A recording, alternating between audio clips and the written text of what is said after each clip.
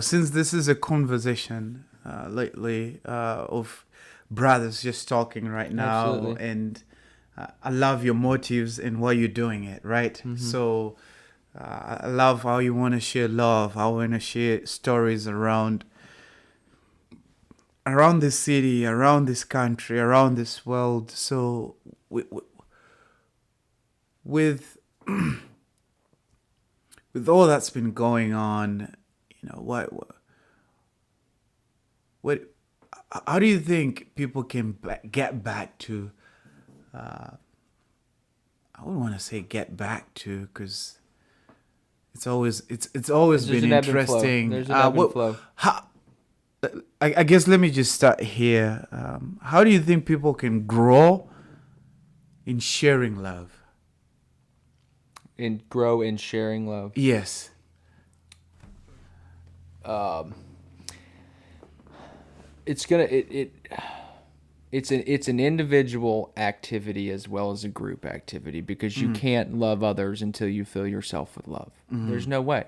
You Like that. can't if you have an empty heart, whatever face you may put on is fake. Yeah. Trying to boister this love and happiness if within you're hurting, because Yeah. all you're doing at that point is talking, and maybe a little action, but there's no vibration with it. Your heart has the biggest electromagnetic field of any organ in your body, and the more open you're, I don't know how much you are into Hinduism or the chakras of the body, but the energy center of your heart, energy center, the more open it is, the bigger that the electromagnetic field is, and it has an effect on other people. It affects their heart chakras as well too. So that's how it starts individually, and then you raise your vibration, and your aura literally gets measurably bigger. This not even, I mean, it is spiritual obviously, and it's talked about, thousands of years ago, but they've now got the science to where people actually have an effect on each other, non-verbally. So I think, but in order to kind of get that open, one of the big things that of the several that changed my life was meditation, period, or prayer. However you Like want to that. go about it. It first started by cutting out all not all negativity. You can't cut all that out, but and it also some of the negativity also does help you a little bit along the way, but because it provides that contrast. But cutting out watching. We canceled Comcast, so all we've got is our choice of whatever we want to see on Netflix or Amazon or whatever it may be. So we can make that choice instead of being forced to just swap channels and watch commercials and all that stuff, and get inundated with all these ads, and if it bleeds it leads kind of stuff. We just cut that out, and then really had an audit on how I thought about myself just in general as a person. Uh, you know, who When was that? When you had that connection with yourself? It was 2016. Really, is when the whole thing started. I was a wild man my whole life until about 21. Till I was when I was 21. I had my first son with a girl I knew I wasn't going to be with, so I had to. It was a college relationship, and that's what started it. Most changes start, with tragedy, from dust to dust kind of thing. You've got this tragedy, and how are you going to deal with it? It wasn't really a tragedy at all. I thought it was at the time, and obviously it's turned out to be a great blessing. But that was it. Because then I had to think of, it wasn't just about me anymore. There was somebody else at play, several other people. So how am I going to be able to deal with those people, or be around those people and be a good influence around those people if I myself don't know who I am? And so it started there, and it was a study of religion, study of God, a study of a lot of religious teachers, and then meditation every morning before I really even get rolling, and then before I go to bed as well too. They did a study, I think it was in Washington D.C., where there was like several thousand people had gathered. It was a Facebook group or something that just grew and grew and grew and grew, and they were doing a mass meditation on peace. Just peace and love is what they meditated on. They sat in a park and all mass meditated on peace and love, and crime rates dropped by like 70% for the next week. Wow. Yeah. Wow. Car accidents dropped by like 65%, you know. Wow. These just measurable things that go into the algorithms of day-to-day life plummeted, you know, Yeah. for the better. And, you know, I read things like that and just think, you say, how can we spread the love together? Like I said, it starts with you. And then it spreads to people doing that on a large scale. Yeah. Is seriously having this mindset of service to others over service to self. You know, it's, you know, trade instead of war. That's what most wars over anyway. You know, is economic. You know, economic disagreements for the most part on who wants what. You know, why can't we just trade our goods? You've got your goods from Zimbabwe. I've got these over here. Why do there have to be barters and, or, you know, tariffs and all this stuff? Yeah. You know, love over hate. Create, and now this is one that kind of gets me too, is creativity over competition, because competition kind of comes from a mindset of lack. There's not enough. We have to compete over something. Now in sports, it's kind of different, but why can't everybody just be their own creative self? And instead of trying to compete with this person over here who's doing the exact same thing, put your own twist on it and help that person and let that person help you. Yeah. Then we grow together, kind of thing. But I think that's what it's going to take, and it's really going to take people standing up for what they truly believe and having a lion's heart about the whole thing. Yeah. For the better, you know. This isn't just like I'm gonna fight for me. Yeah. You know, like for what I specifically want. But what does everybody want? What does everybody need to make this thing going? Yeah. What do you think? I love that. No, I love, you know, I mean, you're spot on. I love how you're talking about it has to start with the person, within yourself. And I think the moment we realize that there's someone greater than us, who we all gonna answer to, it changes everything. It changes even the way you see yourself. So I love that. Who are we going to answer to? I like that. It's like we're all living lawlessly, you know, like there's nothing that's going to happen when it's over, but there's somebody to answer to when the lights go out. Yeah. Yeah. And, you know, we can never run away from it, but be part of, you know, I love how, I forgot who told me this, but I think he or she said God's will always be done, whether you're part of it or not. So I love what you're saying. Absolutely. I love what you touched on concerning how it has to start within ourselves. I mean, like you said, it's hard to love someone when you haven't learned how to love yourself. You cannot give what you do not have. And I'm so grateful that you yourself, you're applying it. You're not just talking about it, but you're applying it through your own life, through the people you're around. And that's awesome.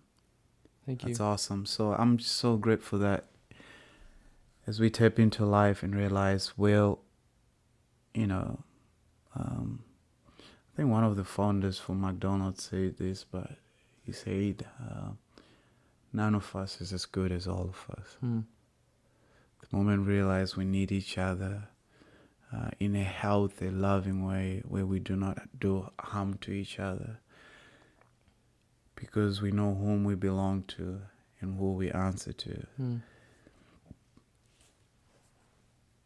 It will help with a lot. A whole lot. Yeah. Absolutely. We are co-creators in this thing we call life. Yeah. What is it? You know what I mean? We're What do you mean by that? we're all a part of it. We're all a part of the same story. If you look at Earth from space, it's the same as us looking down at an anthill almost. You know what I mean? And they've got their own world down there, and they all work together around the queen. You know what I mean? And they've all got a role they play, and and they send electronic signals throughout the colony when something goes awry. Like they all feel each other and they all act in the same way, just like the krill do in the ocean. You know what I mean? It's just this, they're co-creating their own environment. And I love it. And that's, you can't, you can't, and you're not supposed to do everything by yourself. Because then there's just this rigid structure and tunnel vision, and that's where this creativity over competition comes into play. You know, I mean, I love hearing the stories of these downtown business owners collabing with each other. You know, how Justin Reynolds smokes the grains for an amber beer at Furnace Brewing. Elizabeth Dotson at Boardable is about to do a collaboration on some cheese with Justin and Chris, like a barbecue beer cheese or something. Yeah. So it's just stuff like that. You know what I mean? They're co-creating the environment of Main Street. Like that's just, it's just those little mindset changes, and that's all it is. It's in your head. It's in your head. And it's so beautiful. Yeah. It's so beautiful when one person can bring what they got to the table, right? And also just come as you are as well, not as you ought to be. Because sometimes, too, it's a fine line, right? We want to create this expectation. You have to be a certain way. You have to talk a certain way. You have to dress a certain way in order for us to love each other. But the moment we can say, come as you are, and I'm going to love you as you are, it breaks the chains. You know, one of the greatest examples for that is Jesus. You know, Absolutely. he didn't have expectations on.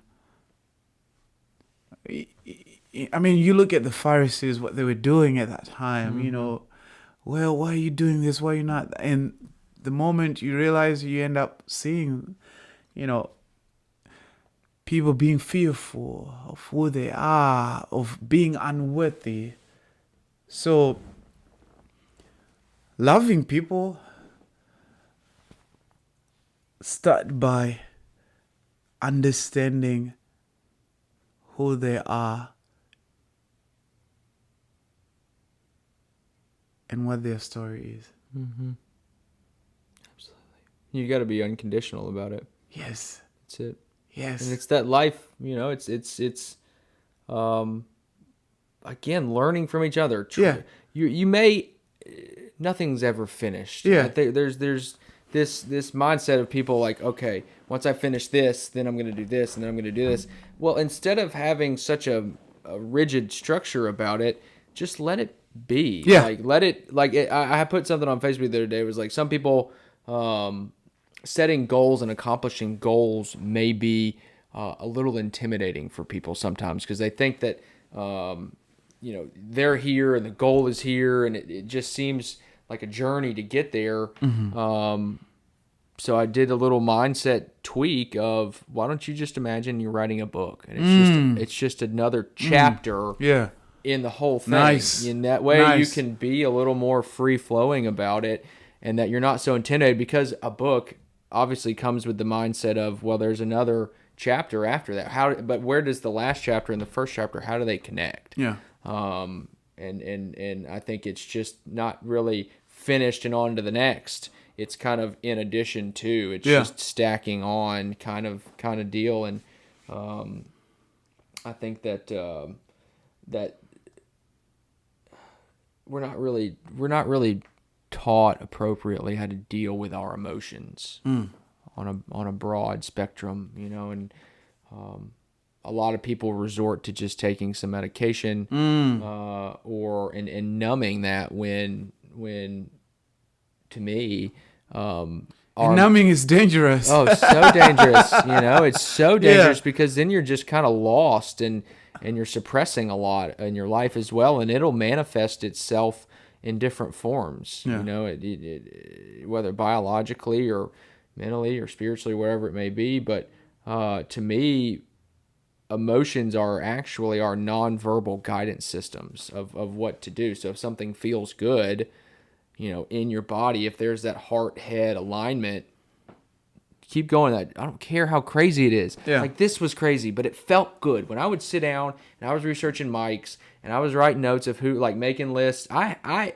was here at this moment already with you when I wrote your name down in January. I like it. I was already living in this moment and That's kind of good. imagining how it would be, but it just, I don't, but people just get all caught up in these the wild west of their emotions. Our emotional scale is all over the board, and it's very centered to that specific person as well too. And nobody, you see all these people lashing out online. You know what I mean? You see these people yell at somebody or honk at somebody or whatever it may be.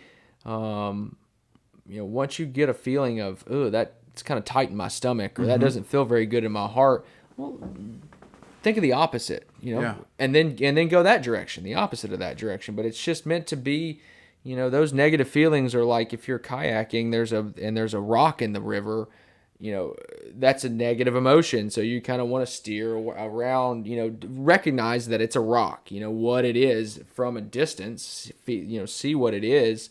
But you don't necessarily have to give into it. You don't have to run into it. You don't have to let it take over your body. Yeah. Because it will. And I think that I